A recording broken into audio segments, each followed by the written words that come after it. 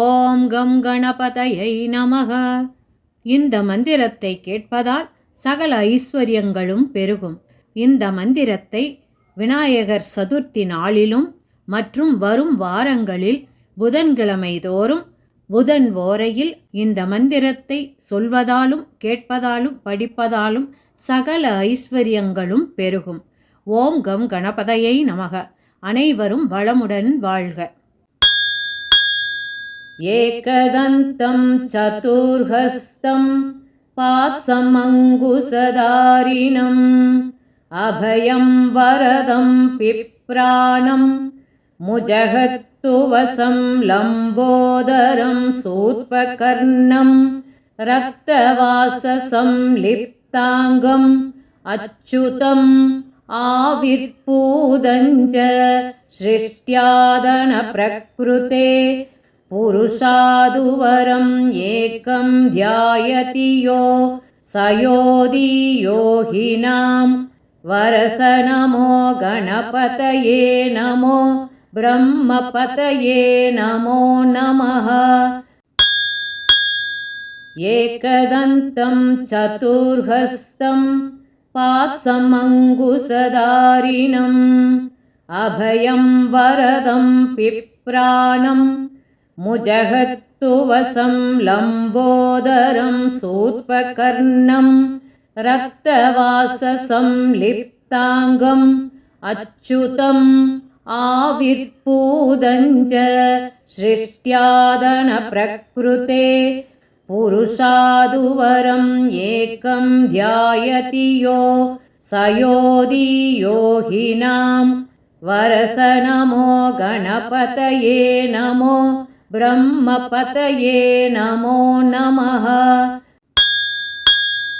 ஏகதந்தம் சதுர்ஹஸ்தம் பாசமங்குசதாரிணம்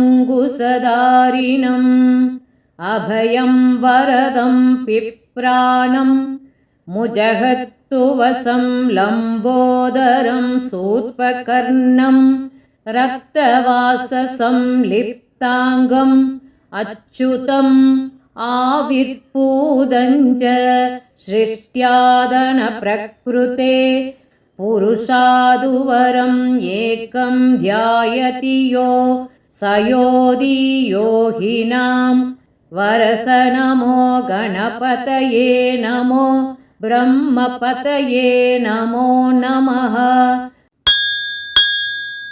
ஏகதந்தம் சதுர்ஹஸ்தம் பாசமங்குசதாரிணம்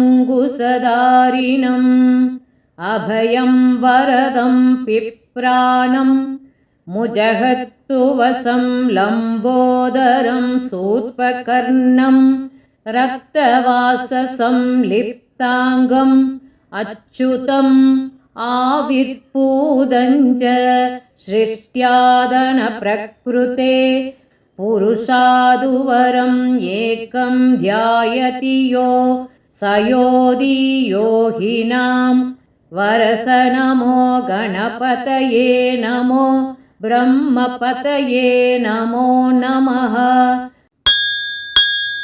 ஏகதந்தம் சதுர்ஹஸ்தம் பாசமங்குசதாரிணம் அபயம் வரதம் பிப்ராணம் முஜகத்துவசம் லம்போதரம் சூர்பகர்ணம் ரக்தவாசசம் லிப்தாங்கம் அச்சுதம் ஆவிர்பூதஞ்ச ஸ்ருஷ்ட்யாதன பிரக்ருதே புருஷாதுவரம் ஏகம் த்யாயதி யோ சயோதி யோகினாம் வரசநமோ கணபதயே நமோ பிரம்மபதயே நமோ நமः. ஏகதந்தம் சதுர்ஹஸ்தம் பாசமங்குசதாரிணம்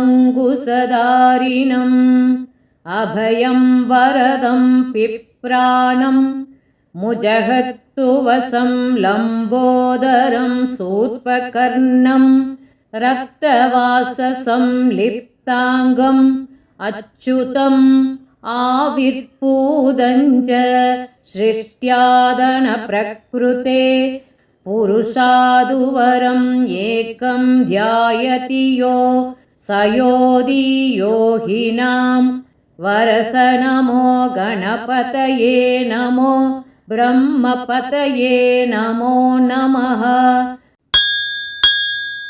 एकदन्तं चतुर्हस्तं पाशमङ्कुशधारिणम्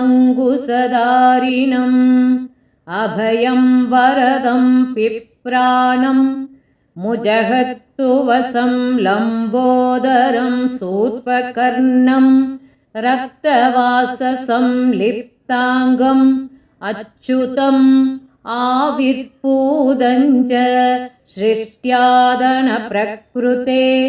पुरुषादुवरम् एकं ध्यायति यो स योगी योगिनां वरस नमो गणपतये नमो ब्रह्मपतये नमो नमः। एकदन्तं चतुर्हस्तं पाशमङ्कुशधारिणम् अभयं वरदं पिप्राणं मुजहत्तुवसं लम्बोदरं शूर्पकर्णं रक्तवाससं लिप्ताङ्गम् अच्युतम् आविर्भूतञ्च सृष्ट्यादनप्रकृते पुरुषादुवरम् एकं ध्यायति यो स योगी योगिनां वरस नमो गणपतये नमो ब्रह्मपतये नमो नमः। एकदन्तं चतुर्हस्तं पाशमङ्कुशधारिणम् अभयं वरदं पिप्राणं मुजहत्तुवसं लम्बोदरं शूर्पकर्णं रक्तवाससं लिप्ताङ्गम् अच्युतम् आविर्भूतञ्च सृष्ट्यादनप्रकृते